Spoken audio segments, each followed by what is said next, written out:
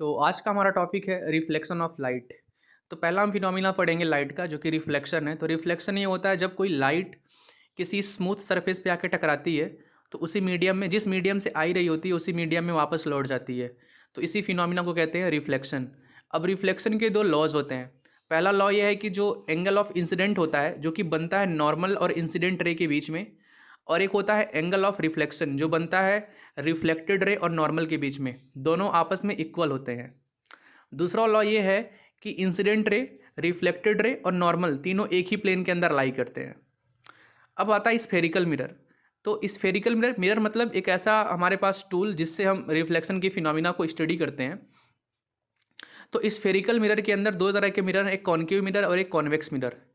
अगर हम concave mirror की बात करें तो इसमें जो रिफ्लेक्शन होता है वो इनवर्ड सरफेस से होता है, और जो कॉन्वेक्स मिरर होता है इसमें जो रिफ्लेक्शन होता है वो आउटवर्ड सरफेस से होता है।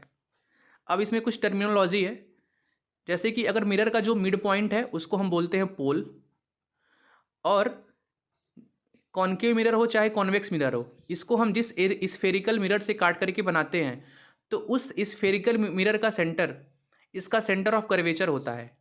अब सेंटर ऑफ कर्वेचर और पोल को जोड़ने वाली एक लाइन होती है जिसको बोलते हैं प्रिंसिपल एक्सिस। अब जब कोई भी लाइट की रेज प्रिंसिपल एक्सिस के पैरेलल आएगी ना, तो मिरर से रिफ्लेक्शन के बाद वो फोकस से होकर के जाती है। तो फोकस वो पॉइंट होता है जो प्रिंसिपल एक्सिस के ऊपर होता है, और फोकस से सारी रेज जो कि प्रिंसिपल एक्सिस के पैरेलल आती हैं, रिफ्लेक्शन के बाद उसी पॉइंट से होकर के जाती हैं। उसी को हम बोलते हैं प्रिंसिपल फोकस। अब सेंटर से और पोल के बीच का जो डिस्टेंस होता है उसको बोलते हैं रेडियस ऑफ कर्वेचर, और फोकस से पोल के बीच का जो डिस्टेंस होता है उसको बोलते हैं फोकल लेंथ। तो ये बेसिक बेसिक सी टर्मिनोलॉजी हो